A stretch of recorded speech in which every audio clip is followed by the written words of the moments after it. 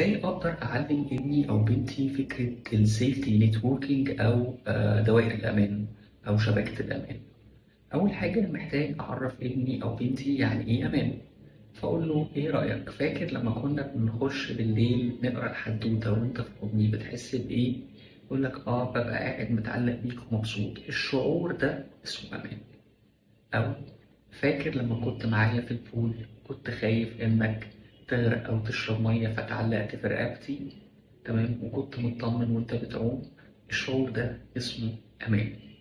وأقوم راسم صورة كف إيد على ورقة بيضاء وأقول له مين البني آدمين اللي أنت بتحس معاهم بالشعور بتاع الأمان اللي شبه حكاية الحدوتة أو لما نبقى في البول.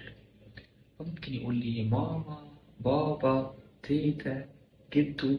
هيبدأ يحدد مجموعة من البني آدمين يشعر معهم بالأمان ويفضل إن هم يكونوا من الدوائر العيلة أو الدوائر القريبة. فهنكتب اسمهم: بابا، ماما، جدو فلان، عمو فلان، خالته فلانة مثلا.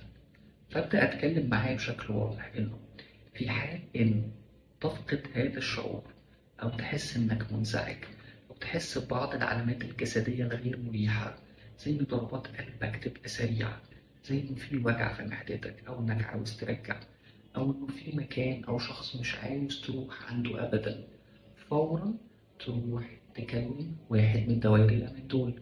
كمان لو في حد طلب منك إنه يلمس المناطق الخاصة بتاعتك أو يشوف المناطق الخاصة بتاعتك أو إنك تشوف المناطق الخاصة بتاعته أو تلمسها أو يفرجك على صور فيها المناطق الخاصة دي، فورا محتاج ترجع تحكي لحد من دوائر الأمان.